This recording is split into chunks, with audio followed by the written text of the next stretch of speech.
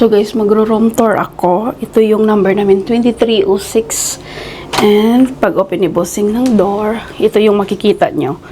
So, it's a big open window. Big open window talaga. Ayan, ito yung sala. Sala! Ayan. And, diretso na lang tayo sa view. So, again, is the BTS train here. And, on this side, like that, we have a welcome drink. And, this was like a sweets.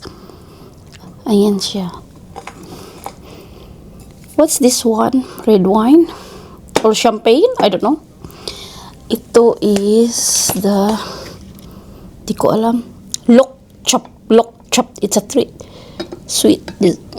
Ayan siya. Lok chop daw kalagay. This one is... tangerines. Green pa siya. So, ayan yung couch natin. And, again. Meron palang TV dito ha. And then, coffee area. Ito, may bayad ito ha. Ayan. What's in here? Mini fridge. Meron siyang laman. May bayad yan. We have water. Ayan. Back dito. May mga saksakan dyan. Saksakan. Hindi ko alam makita nyo. And ito yung view dito sa sala natin. Kung nakita nyo yan, ito oh. Like a park yan. One of the park nila. Yan yung view natin. Different room ito kasi hindi pa namin ito nakita before. So may crane. Ayan siya. Empty. And then dito tayo sa merong isang half bath. Ayan. With bidet. Ayan. Hello. Hello talaga, oy. And dito naman tayo sa main bedroom. So, ang main bedroom, malaking TV dito, guys. Ayan siya. Merong like vanity area. Ayan. And yung view dito sa gilid is the Sofitel. Ayan yung Sofitel. Ayan. Pool ng Sofitel. And then, dito naman yung bed. Ayan. Yung area. May parang radio doon. Radio. Dito naman yung other side. And then, dito yung walk-in closet. Ayan siya. Safety. May OOTD mirror dito. Ayan. Open lang ba? Ayan.